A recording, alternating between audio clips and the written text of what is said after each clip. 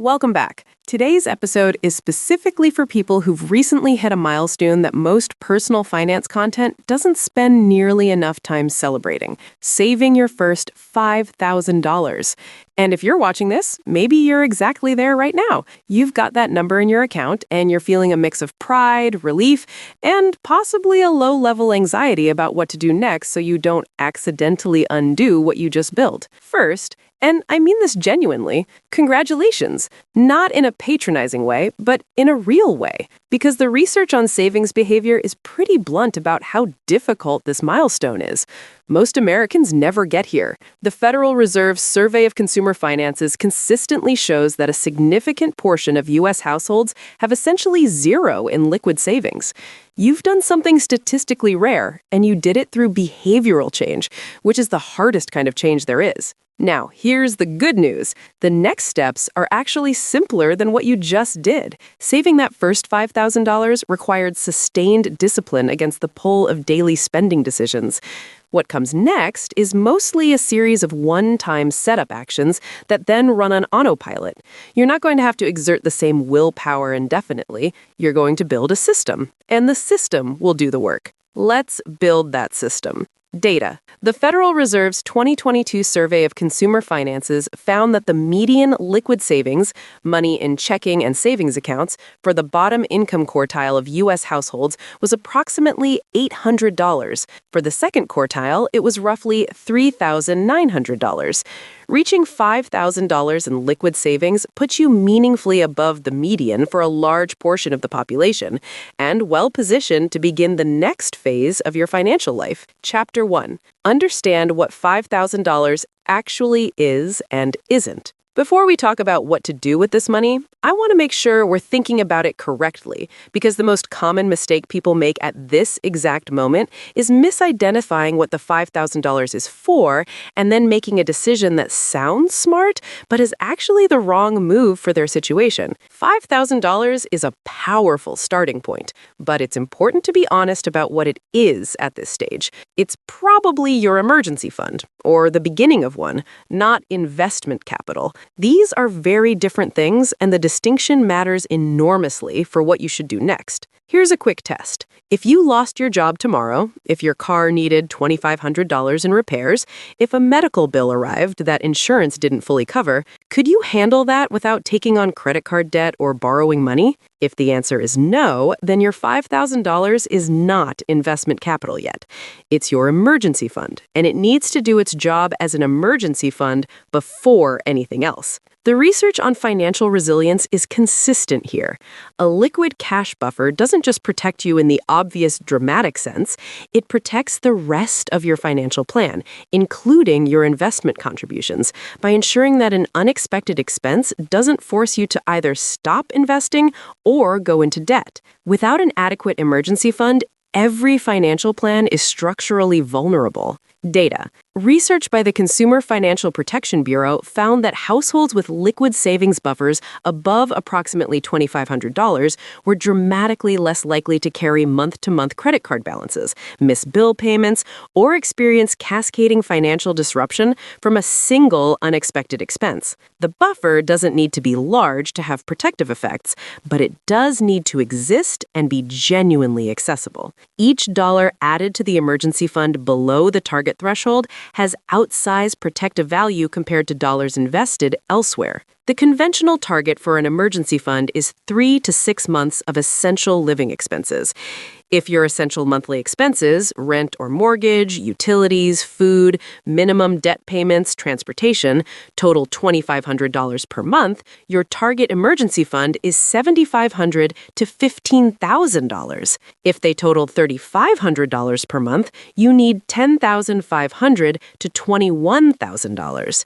If your $5,000 doesn't fully cover your emergency fund target, your immediate priority is clear. Protect and grow this money in a high-yield savings account until the fund is fully funded. At that point, anything above the target becomes deployable for other purposes. Quick action. Move your $5,000 to a high-yield savings account at an online bank offering 4% plus APY if you haven't already.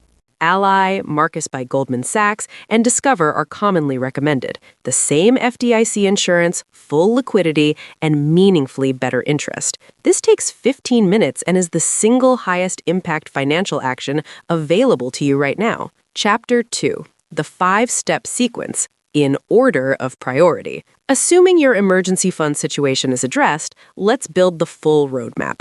Financial planners and behavioral economists broadly agree on a priority sequence for deploying savings beyond the emergency fund, and it's worth knowing the sequence not just as a list, but with the reasoning behind each step, because understanding the why makes you far more likely to actually follow through. Step 1. Eliminate high-cost debt. If you have credit card debt or any other high-interest debt above roughly 8 to 10% annual interest, paying it down comes before any investing beyond the emergency fund. This is not an emotionally satisfying answer. Watching a savings or investment balance grow feels much more motivating than paying down a balance, but the math is decisive. Paying off a 20% credit card balance is a guaranteed, risk-free 20% return. No investment strategy reliably produces that. The mathematical case is so strong that researchers and financial planners treat it as one of the few near-universal rules in personal finance. The practical approach? Keep your emergency fund intact in your high-yield savings account. Then direct every additional available dollar toward the highest interest debt, the avalanche method. Pay minimums on everything else and maximum on the highest rate debt. When it's gone, move to the next highest rate. This approach minimizes total interest paid over time and produces the fastest path to debt freedom. Research by Gall and McShane, published in the Journal of Marketing Research, found that individuals who pursued a mathematically optimal avalanche strategy, paying off highest interest debt first, eliminated debt faster and paid less total interest than those using other methods. However, the researchers also found that starting with a small, quick win account had behavioral benefits for some people. The key finding? Whichever approach you commit to consistently outperforms both doing nothing and switching strategies partway through. Step 2. Capture your full employer 401k match. If your employer offers a 401k match and you are not currently contributing enough to receive the full match, that is the next stop on this roadmap. The employer match is literally free money, a guaranteed 50 to 100% return on matched contributions from the moment they enter your account. No financial vehicle produces that kind of immediate return. Contributing enough to capture the full match is, for most people with access to it, the single highest leverage financial action available. The practical step? Log into your HR or benefits portal and confirm what your employer match formula is. Common structures are 50% match up to 6% of salary or 100% match up to 3% of salary. Then confirm you are contributing at least enough to trigger the maximum match. If you're not, increase your contribution percentage today. The take-home pay reduction is smaller than it appears because the pre-tax contribution reduces your taxable income. $1 contributed to a traditional 401k costs you less than $1 in take-home pay. According to Vanguard's How America Saves report, approximately 37% of 401k participants contribute less than the amount needed to capture their full employer match. Across the entire U.S. workforce, this represents billions of dollars in uncaptured matching contributions annually, what one researcher called the most expensive financial mistake most Americans make on a recurring basis. If you're in that 37%, correcting it is the highest priority item on this entire list. Step 3. Open and fund a Roth IRA. Once high-cost debt is managed and the employer match is captured, the Roth IRA is almost universally the next priority for earners below the income eligibility threshold. In 2024, eligibility phases out starting at $146,000 of income for single filers and $230,000 for married filing jointly. For most people watching this episode, the Roth IRA is available and should be a top priority. Why the Roth IRA before additional 401k contributions? 3 reasons. First, contributions, not earnings, can be withdrawn at any time without penalty or taxes, which means the Roth IRA provides investment exposure with a liquidity safety valve that purely locked retirement accounts don't have. Second, the tax-free growth and withdrawal advantage over a 30-plus year horizon is substantial. Third, you can invest in whatever you want inside a Roth IRA, including the best, lowest-cost index funds available, whereas your 401k limits you to whatever your employer chose.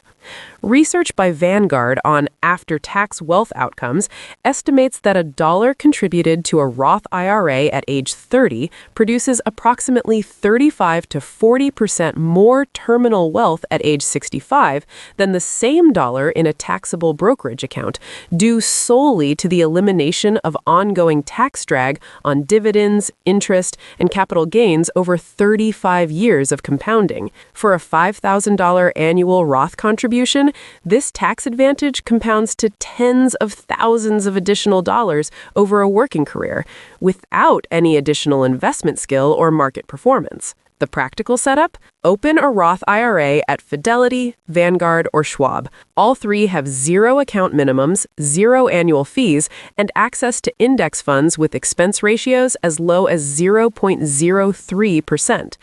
The 2024 contribution limit is $7,000 per year, or $8,000 if you're 50 or older. Once open, invest in a total U.S. stock market index fund, an S&P 500 index fund, or a target date fund matching your expected retirement year. Set up an automatic monthly contribution so the account is funded without requiring ongoing decisions. The account setup.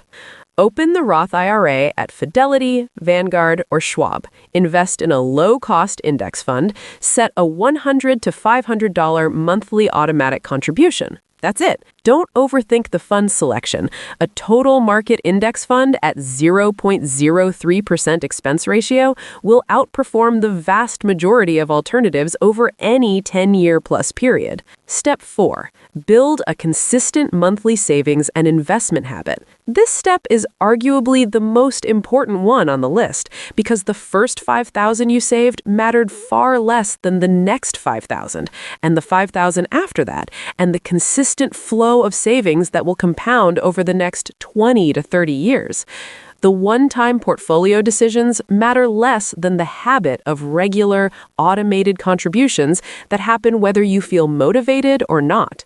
The behavioral economics research on savings is unambiguous about one thing. Automatic, pre-committed contributions dramatically outperform intention-based savings, where you manually transfer what's left each month.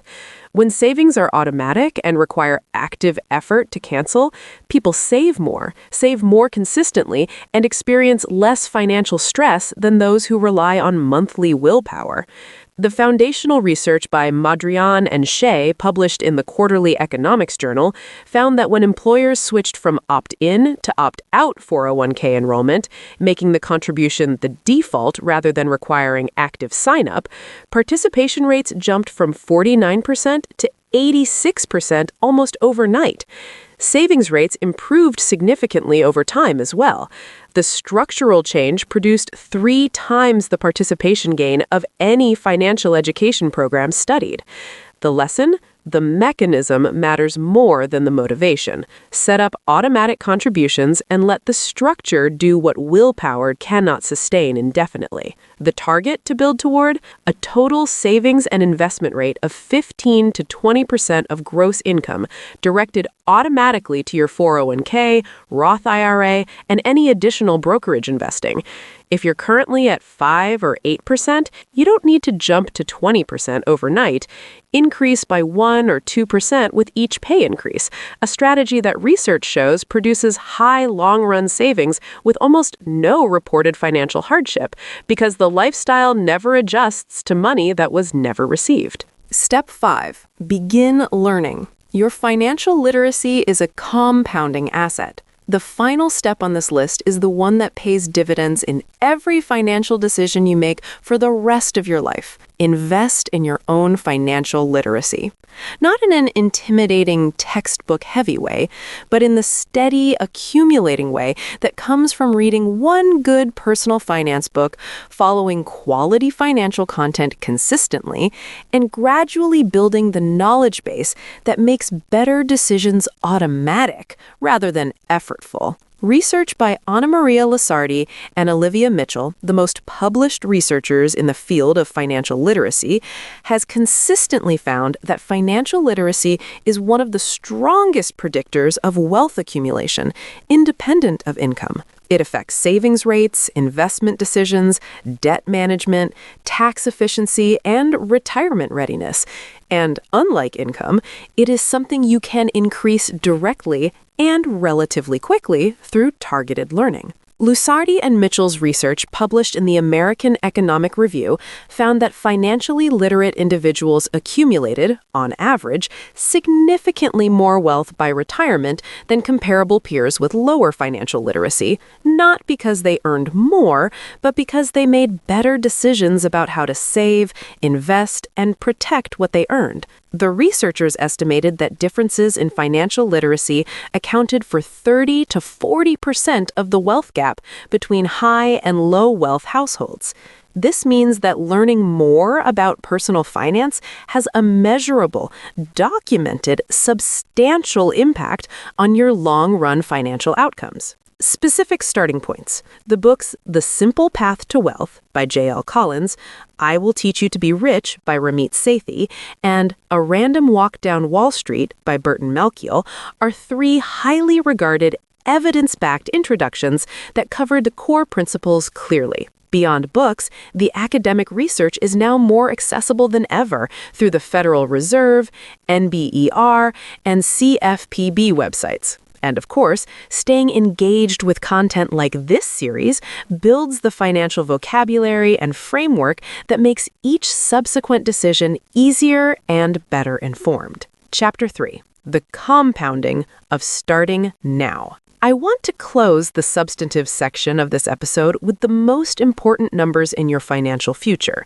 not as an abstraction, but as a concrete illustration of what the decisions you make right now, today, are actually worth. Let's say you're 25. You've just saved your first $5,000. You follow the steps in this episode. Emergency fund funded and in a high-yield savings account, employer match captured, Roth IRA opened. And you commit to investing $300 per month into that Roth IRA and your 401k combined. Not an aggressive amount, just $300 per month for the next 40 years. At a historically average 8% annual return, your ending balance at 65 is approximately $933,000, nearly $1 million from $300 per month. Now run the same scenario starting at 35 instead of 25. Same $300 per month, same 8% return, but only 30 years instead of 40. The ending balance is $408,000, less than half. The 10-year delay costs you over $500,000 in final portfolio value. Those 10 years, the ones between saving your first $5,000 at 25 and imagining starting when things are more settled at 35, represent $500,000 in foregone compound growth. This compounding differential is not a motivational sleight of hand. It is the documented mathematics of compound interest, supported by over a century of market return data compiled by Ibbotson Associates and extended through Morningstar's SBBI yearbooks. The S&P 500 has delivered an average annual nominal return of approximately 10% and a real inflation-adjusted return of approximately 7% over rolling 30-year periods since 1926. The specific numbers vary by starting year, but the fundamental principle that earlier compounding generates disproportionately larger terminal values is among the most robustly documented findings in financial history. The people who build meaningful wealth over their lifetimes are not, by and large, people who made extraordinary investments or earned exceptional incomes. They are people who started early, contributed consistently, kept costs low, and stayed invested through the market fluctuations that periodically test everyone's resolve. Your first $5,000 is the foundation of that pattern. What matters enormously is what you build on it. And the research says the most important single factor is simply starting now. Let's make this concrete. Here's what I want you to do this week, not someday, this week, based on everything we've covered. If your $5,000 is in a standard savings account earning less than 1% APY, move it to a high-yield savings account today. This takes 15 minutes and is your single highest impact immediate action. Confirm whether your $5,000 fully covers your emergency fund target. If it doesn't, your savings goal is clear. Keep building the emergency fund until it does before deploying money elsewhere. Log into your 401k portal and verify you're contributing enough to capture your full employer match. If you're not, increase your contribution percentage today. If you don't have a Roth IRA, open one at Fidelity, Vanguard, or Schwab this week, invest in a total market or S&P 500 index fund, and set up a monthly automatic contribution, even if it starts at $50 or $100. If you have high-interest debt above 10%, make a plan this week to direct additional income toward eliminating it. Write down the balances and interest rates. The math is on your side. Every dollar toward high-interest debt earns a guaranteed return that beats the market. You saved your first $5,000 with discipline and intention.